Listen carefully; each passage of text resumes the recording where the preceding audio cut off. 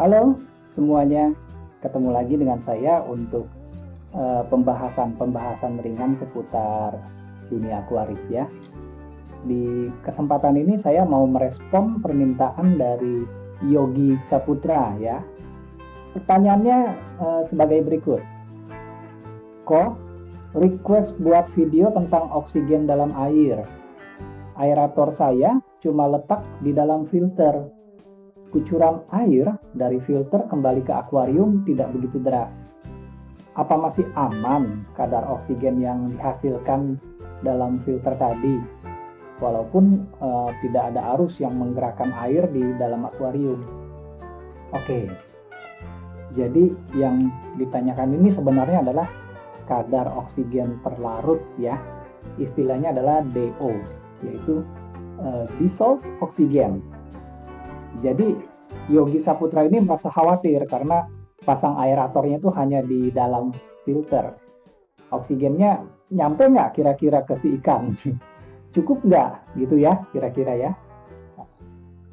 Ini nggak disebutkan juga sih ikan yang dipelihara itu ikan apa dan jumlahnya berapa, lalu ada apa aja di dalamnya.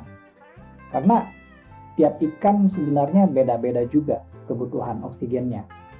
Ukuran ikan dan tentu saja jumlahnya juga pasti berpengaruh. Tapi nggak masalah sih. Nanti kita bahas saja semuanya biar komplit seperti biasa agar dari bahasan nanti bisa kita simpulkan sendiri sesuai kasus masing-masing ya. Lanjut ke cerita Yogi tadi, katanya kucuran air dari filter kembali ke akuarium ini nggak deras. Oke, harusnya nggak masalah sih. Return yang kembali ke filter itu udah membawa oksigen cukup banyak sebenarnya. Karena sudah diaerasi di chamber filter. Cuma kadarnya seberapa dan apakah cukup? Mari kita lihat melalui pembahasan. Jadi begini, dulu waktu kecil, saya memang sudah piara ikan sejak dulu. Papa dan kakak saya sih yang miara ikan sebenarnya. Saya cuma ikut-ikutan aja. Jadi dulu waktu itu saya nggak tahu kalau ikan itu bernapasnya butuh udara loh. Tahunya cuma ikan butuh air. Napasnya pakai insang. Di sekolah juga kan dulu diajarinnya gitu. Ikan bernapas dengan insang, udah gitu aja. Jadi ikan itu bisa mengolah air sebagai gantinya udara buat bernapas. Dulu tuh mikirnya begitu. Kenapa? Karena waktu kecil itu memang nggak pernah lihat sih orang piara ikan itu pakai aerator. Nggak ada yang pakai. Cuma kolam kecil aja dikasih banyak tanaman air, isi ikan-ikan kecil yang banyak. Ada juga sih beberapa ikan mas, ikan koki. Ini tanpa aerator hidup semua, sampai gede. Malah beranak pinak. Mau mati lampu kek, nggak masalah. Nggak ada ikan yang mati. Nah, orang awam yang bukan akuaris atau yang bukan penghobi ikan hias seperti kita, cara mikirnya juga begitu. Ikan tuh cuma butuh air buat hidup. Nggak tahu kalau ikan itu butuh udara buat bernapasnya. Nah, kenapa? Karena ikan-ikan yang dipelihara ini sebenarnya adalah ikan-ikan yang kebutuhan oksigen terlarutnya nggak begitu banyak. Seperti gapi, moli, pelapi, lele, apalagi cupang, ikan sepat, nenfish juga ya termasuk ya. Sapu-sapu apalagi, ikan mas, bahkan ikan mas koki. Ikan mas koki pun dulunya bisa kita piara tanpa aerator loh. Cuma memang makin ke zaman sekarang, ikan koki ini udah banyak mengalami perubahan yang terlalu jauh. Sampai bulat banget, gendut. Jadi mereka ini buat bergerak aja udah kepayahan.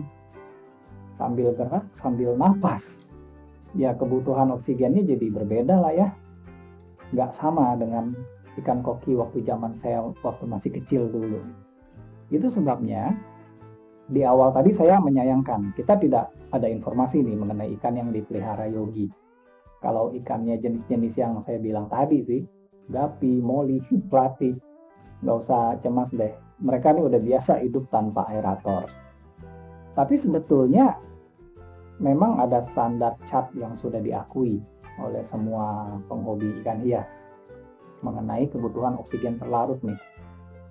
Jadi kita memang harus punya alat testernya ya kalau kita mau tahu pasti apakah oksigen terlarut di dalam kolam atau akuarium kita ini sudah mencukupi atau belum, atau bahkan terlalu banyak. Nah, karena kalau terlalu banyak ya bukan berarti baik loh, enggak, malah bisa membahayakan buat si ikan. Jadi ada teknik yang kita kenal tuh sebagai teknik Venturi. Nah, ini akan merubah tekanan air dan bisa menghasilkan gelembung udara yang jauh lebih halus dan jauh lebih banyak. Nah, ini otomatis DO-nya akan naik lebih banyak juga. Ini biasanya dipakai di para peternakan ikan ya, karena jumlah ikan yang mereka pelihara kan banyak sekali. Tapi harus hati-hati, semua ada angka amannya. Dan bila berlebihan, DO yang di luar batas justru akan menimbulkan penyakit bubble disease. Jadi yang normal-normal aja deh. Nah, angka kebutuhannya tuh berapa sih? Satuannya ada yang bilang dalam ppm, ada juga yang bilang dalam miligram per liter. Jadi yang mana nih gitu? Sama aja itu, nggak usah dipusingin ya. Nah, kalau bakteri itu kebutuhan DO-nya sebesar 1 mg per liter. Kalau kepiting 3 mg per liter. Nah, ikan itu baru bisa hidup secara normal dengan DO minimal 5 mg per liter.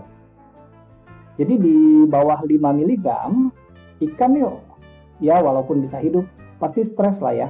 Dan umumnya nggak lama hidupnya gitu. Jadi minimum untuk ikan itu DO-nya adalah 5 mg per liter.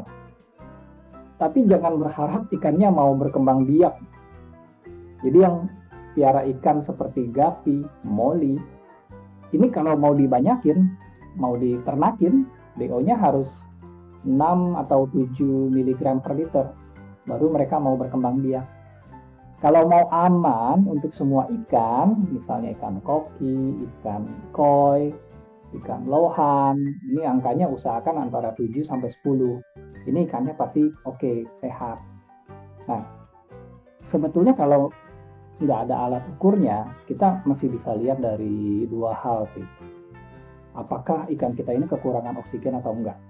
Yang pertama, apakah si ikan lebih sering main di permukaan?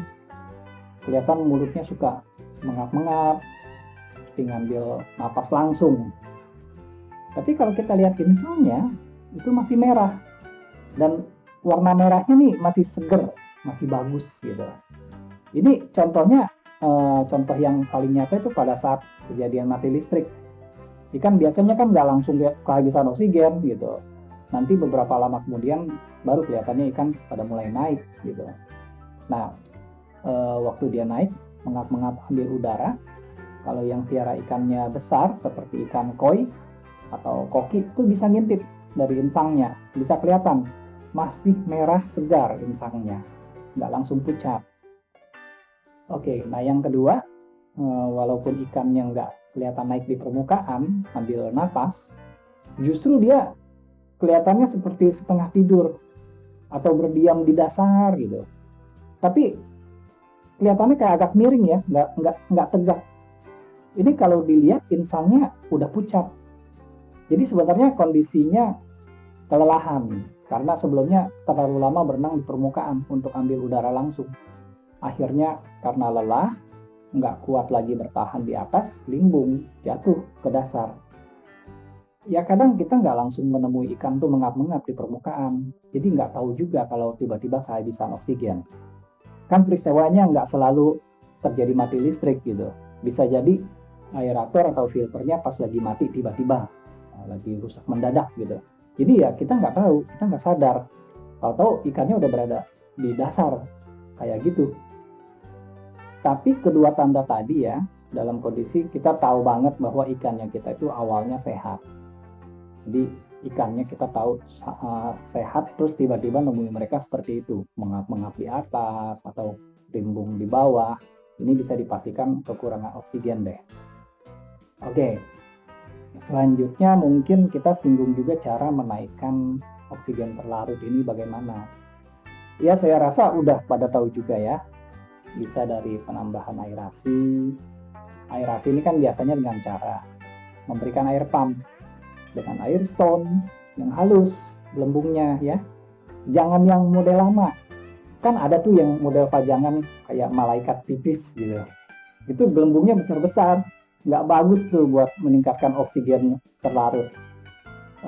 Lalu kemudian bisa juga dari flow filter ya, outputnya filter, atau bisa juga dari wave maker. Nah kalau aquascape itu yang utamanya justru dari tanaman-tanaman aquascape gitu. Jadi intinya sih kalau mau tahu cukup apa tidaknya ya tetap harus diukur pakai alatnya. Tapi kalau susah dapetin alatnya bisa lihat dari dua hal tersebut tadi di atas ya. Lalu apalagi ya, mengenai saturasi. Nah ini sebenarnya yang cukup penting nih.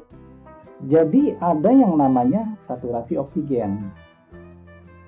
Oksigen terlarut di dalam air suatu saat bisa mencapai batasnya. Jadi ada limitnya. Seberapa banyak? Ini dipengaruhi oleh limit saturasinya.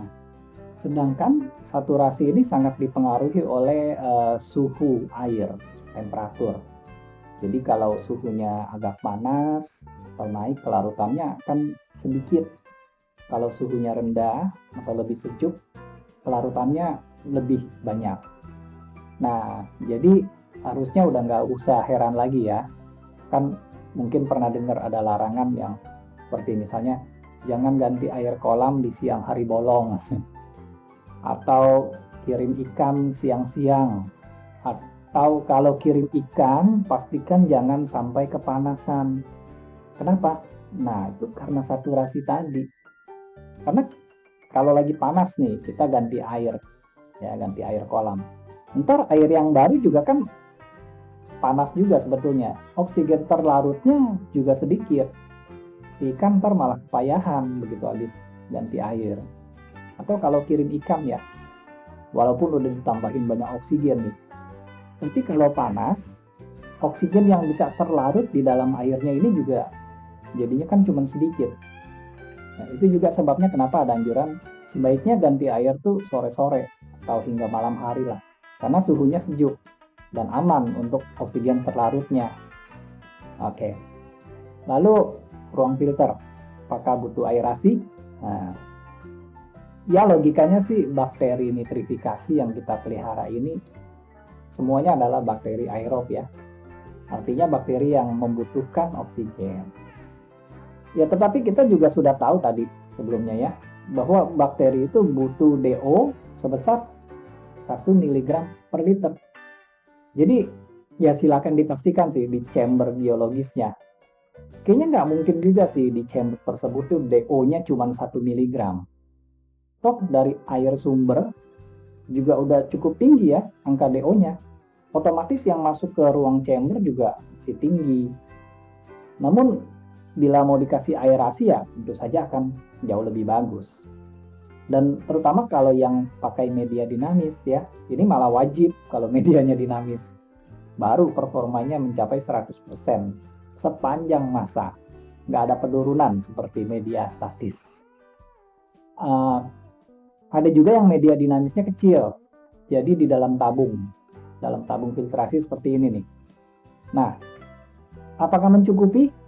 Ya ini sih jelas mencukupi ya, karena aerasinya kan waktu dipakai buat aerasi media dinamis juga langsung ke air di dalam akuarium. Secara kasat mata bisa dibilang angka DO-nya ini udah sekitar 7 lah, udah terpenuhi, pasti aman gitu ya. Oke, gimana? Saya rasa cukup ya pembahasan kita mengenai dissolve oksigen kali ini, terutama untuk menjawab pertanyaan teman kita, Yogi Saputra. Semoga informasinya bermanfaat dan bisa membantu menjelaskan apa yang masih menjadi keraguan. ya pada kasus yang mungkin ada pada kalian gitu mengenai BO ini ya. Oke, saya rasa cukup ngobrolnya sampai di sini dulu perjumpaan kita, dan akan kita lanjutkan pertemuan kita di kesempatan yang akan datang. Dan terima kasih sudah menonton. Salam Akuari.